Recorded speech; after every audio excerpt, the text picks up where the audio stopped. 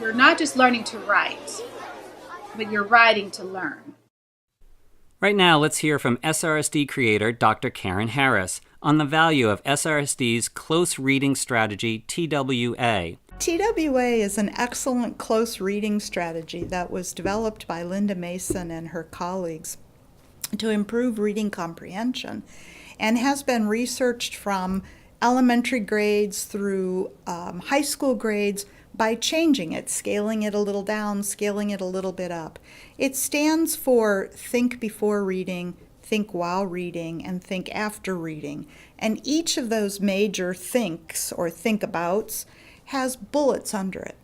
And those bullets can vary depending on exactly what it is the student is learning to read, the type of text, or the purpose for the reading. The brilliance of Linda Mason's work was combining what we know about powerful reading comprehension, about what helps readers understand and integrate the text that they're reading. And TWA gave us a powerful reading strategy that could be linked to any of the genres. You can read to help you prepare to write a narrative.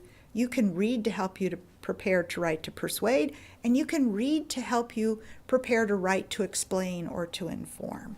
It is indeed one of those strategies that brings together years of research on reading comprehension and makes it accessible to teachers and students.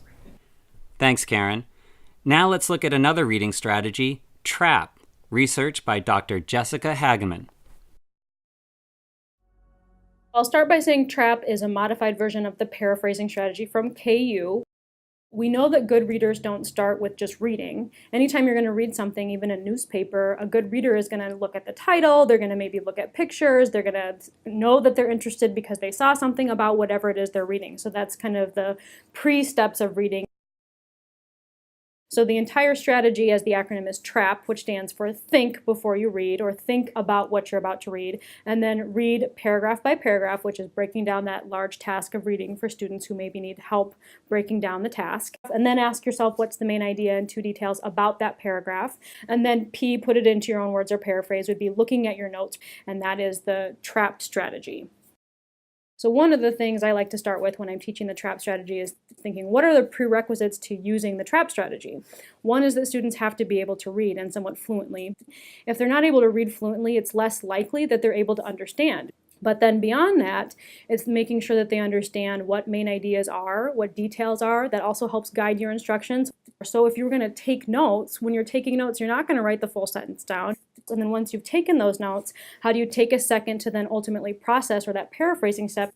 And then you have learned, believe it or not, all these things that are in this paragraph. So now I'm going to think, what is this next paragraph going to be about? Also, you've done the T, or the think part of TRAP, and you're ready to go with those next 3 steps and so on until you're all the way through a passage. Once again, SRSD modeling, or think aloud, is noted as SRSD's secret sauce.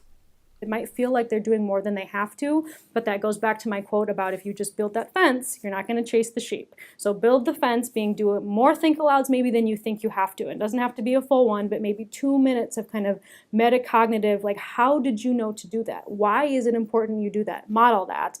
And then move towards scaffolding very carefully into short passages first when they're doing it on their own. And then maybe you're helping them take the notes and they're using your notes to paraphrase, and scaffolding so that you're not overwhelming them as they're learning it.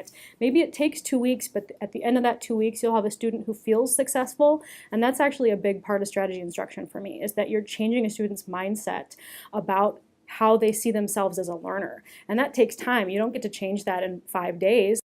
So it's really the time and effort that teachers have to put in to make this work.